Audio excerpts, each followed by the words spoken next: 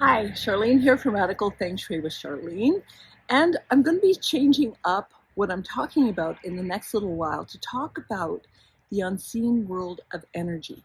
Now, the reason I'm going into this genre is to kind of waken you up to what I was woken up to in my time as a Feng Shui designer, as a traveler, as, one who really understands and takes in energy in a very, I guess I would say I'm perceptive. I think we all are. But I've been tuned in through the design world and the Feng Shui world to look at things through symbology, which is what my last series was about. And now I want to take you through the next part, which is about the world of unseen energy.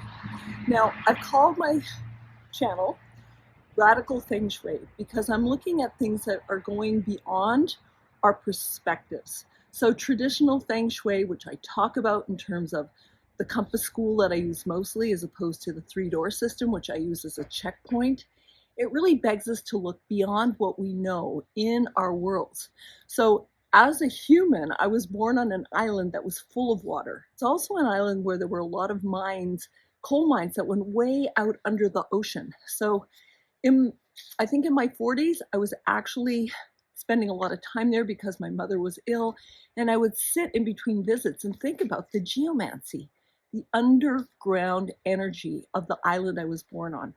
Couple that with my 10 years living in the Arctic, where the spatial was like, wow, I was called a spatial consultant, and it was like all the space around me, and I'm talking about somebody getting, 120 square feet for an office.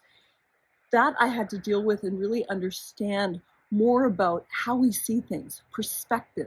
So in terms of radical Feng Shui, my perspective is a little broader. And when it comes to the unseen world of energy, it was a scary thought for me because my traditional upbringing kind of took me away from, anything to do with, grave sites underground or ghosts or anything like that. But when I found my teacher, I realized that it's not just metaphysical energy that's unseen, it's geophysical, underground, whether it's fault lines, water lines, this type of thing.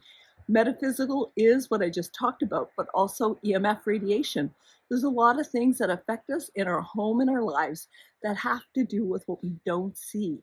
And I want to kind of combine that with my last Symbology series and take you into a more in-depth understanding about what we don't see in a space and why we feel wonderful in places that aren't so beautiful and why we feel kind of weird in places that may be beautifully appointed. I hope you join me. I hope you enjoy it. Please subscribe. Thank you.